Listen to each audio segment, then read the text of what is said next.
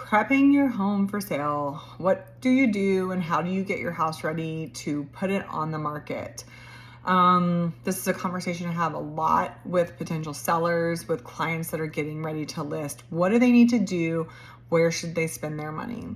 Well, typically what I recommend doing is walking your house like you're a buyer. And what I mean by that is walk through the home like you were the buyer of the home. And kind of, I get it. I get it's your home. It's, there's a personal and emotional attachment to the home. I understand all of those things, but you have to walk it with, or have somebody come over, have a friend or a family member, somebody you trust. I'm happy to do it for you too. I actually do this with clients all the time where I will walk in, because I haven't been in your home. So I don't, or the last time I was in your home was when you purchased it from me and we're going to sell it. Walk it like you're a buyer and kind of nitpick it apart. So as you're like nitpick all the cosmetic stuff, like you know that there's scuffs on the baseboard that need to be touched up. So take a roll of blue tape and mark all of those little cosmetic things that need to be taken care of. Make a list of all the quirky, weird things that you've kind of just learned to work through. Like you have a weird faucet in the master bathroom that maybe drains a little slow. Maybe have a plumber come in and take a look at it and see if you can get that drain working properly. Or you have like sort of a handle on one of the guest bathroom, faucets that just, it's a little finicky. It doesn't quite work the way that you would want it to work. Or you have a door that isn't properly aligned. It works fine. Like you're used to it. You know all the quirks to it. But a potential buyer isn't going to know the quirks to it. Or maybe there's a hole in the wall that like you've been meaning to repair for a while that just needs to be repaired. But like you were moving something in and something hit it, or like one of the kids got a little rambunctious, whatever. It happens. You'd be surprised. All of those little quirky, small things or things that you just notice that you just learned to deal with and work through, take some blue tape and just blue tape it the same way you would do, like if you've ever purchased a brand new home from a builder, they have you do this about a week before closing. You do what's called a blue tape walkthrough, and everybody walks around with some blue tape and they nitpick the house apart. So they're making little notes like the paint isn't fully done here, there's a chip in the grout here, the drywall needs to be fixed here, the drywall texture is not great here, there's stucco situation. I just recommend doing that across the board. Walk your home and do that with all the cosmetic stuff. Make a list of all the quirky, weird stuff. I personally have a couple cabinet doors that I need to replace the screws on because they've loosened over the years. I'm constantly tightening cabinet doors. All those little things, like you have a doorknob that doesn't work properly or whatever it is. All of those little minor repairs matter in the long run, because what happens is a buyer will walk through your home and what they'll do is they'll start looking at it and they'll say, well, if they deferred the maintenance on this and they deferred the maintenance on this and they didn't take care of this before they put the house on the market, then what are they hiding? What else have they not done that I can't even see? And it scares buyers off. So the more your house can just look like it's completely put together and like that you've taken very good care of it, have the carpets cleaned. If your carpets are stained, or that they just need to be refreshed, have the carpets and tile cleaned before you put the house on the market. If your paint color is a little outdated, it worked great for you, but the paint color is outdated, it's worth it to just put a very neutral color on the wall. If you have very bright colors or, if you're planning on, like my office is like baby pink. If I were to sell my home, I would probably paint my office before I put the house on the market. Not because I don't love the color, but because I'm trying to appeal to as many buyers as possible. And a lot of buyers cannot see past some physical things. So it's really important that you try to make it as appealing to everybody as you possibly can. So let's say you have a child who has a bright green room. It's probably not going to be what appeals most to most buyers. Sometimes people can get past it just because they know it's a kid's room. But if you're moving out, and let's say the home's going to be vacant when we show it, you're already moving out, you've already bought another home, you're ready, you don't want to deal with the showings, you just want the house to be sold vacant. That's fine. We can do that. But all the more reason to walk the home after you've moved out, have a fresh coat of paint put on the walls, clean up all the quirky things like the electrical stuff. If you know that there's a switch that maybe doesn't work, make sure you've replaced all the light bulbs in the house. Oh my goodness, there's light bulbs and air filters. Clean your air filters. Put clean air filters in a home. It is, as an agent, it's the very first thing that I look at when I'm walking a home with buyers.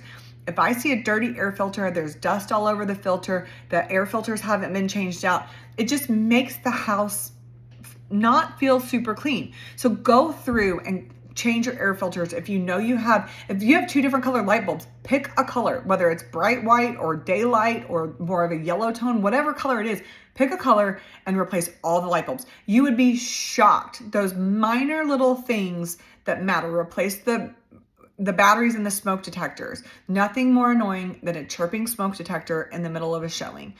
So if it's been a while since you've done that, or if you know that there are smoke detectors that aren't working, go ahead and replace them. I guarantee you a buyer is going to ask for it.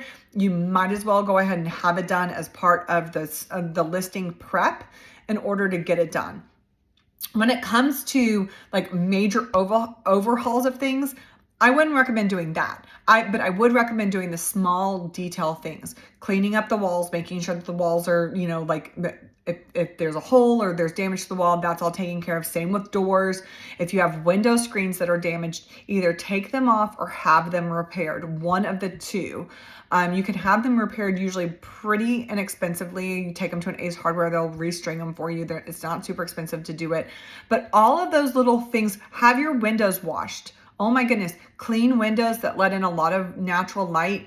All of those things matter when somebody's looking at your home with fresh eyes. You live in the home, and again, it's quirky to you. You love it. You have all kinds of memories there. It's emotional for you to even be selling the home.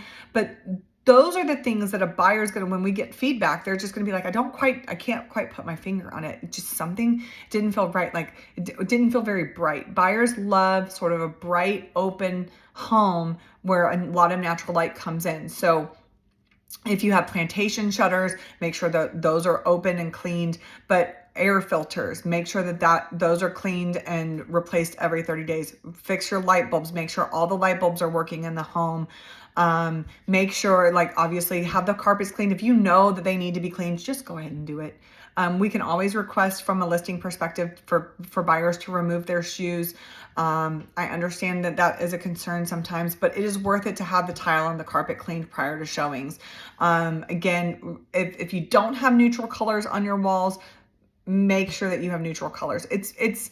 Buyers have a very hard time envisioning themselves in somebody else's home. So you have to make it as neutral as possible so that they feel like their belongings would fit in the home and it feels like they can envision themselves living there. The other thing is if you have a lot of personal pictures up, I would recommend taking them down. Unless they truly add to the decor of the home. Maybe if they're hanging on the walls, that's fine. But if you have a bunch of little tchotchkes and little statues and figurines and stuff, go ahead and pack those things away. Another thing I recommend my sellers do is if you know that there are certain things that you want to take with you, go ahead and pack them up and only keep the stuff out that you know you need to keep out. So like if it's the summertime, pack up all your winter clothes. You don't need your winter clothes except for like 2 months out of the year here. So pack it up, move it to the side, put it in a storage unit, put it in the garage. Just move it out of the way. Declutter as much as you can declutter. It's same with dishes and things like that. Anything that you know that you're taking with you, like if you have sentimental like wedding china and things like that, go ahead and pack it up. It doesn't need to be out. It doesn't need to be part of the showing experience for potential buyers. Pack all of that stuff up. Trust me, you'll thank me when we get under contract and you've got 30 days. Those 30 days go by so fast when you're trying to get through a home inspection and appraisal and all these things. You're going to be down to the wire. So the more you can pack up, the more you can put either in storage or just keep it in the garage. However you want to do it is what you should do. But I would recommend about 30 days before we list, go ahead and start doing all those things. Walk your house with blue tape. Tape everything that is quirky or, just cosmetic that needs to be taken care of. Plan to have your carpets cleaned and tile cleaned If you need to have the house painted, go ahead and invest in that. It's worth it. Trust me, it is worth it to do that. Pack up anything that you know you don't need. Go ahead and pack it up and get it out of the house. The more decluttered, the more depersonalized a home is, the easier it is for a potential buyer to see themselves in that home. The cleaner a home is, so if you can just, vacuum marks on a carpet make a huge difference. But the little things like that go a huge, very long distance with buyers in terms of, this looks like this home was well cared for, well taken care of. Again, outside too, I didn't even discuss the outside. Get a landscaper out there right before, maybe the day before we have pictures done. Get a landscaper out there to freshly trim the bushes, blow off all the debris from the bushes being trimmed, the leaves that have fallen off, like flower petals that have fallen off. Clean up the front and the backyard. Make it look as nice as you can possibly make it for pictures, and plan on having that landscaper come out every so often just to keep it looking refreshed and nice and clean. Once we get it under contract, once we know when it's going to close, you can go ahead and cancel the landscaping services, move them to the next home that you're moving to if you're staying in state, whatever. But go ahead and do all those things. It matters so much. Pressure wash your driveway if you want to, even. All of those little things really, really, really matter. So checklist at the end. These are the things that I definitely recommend that you do. Walk your house with blue tape.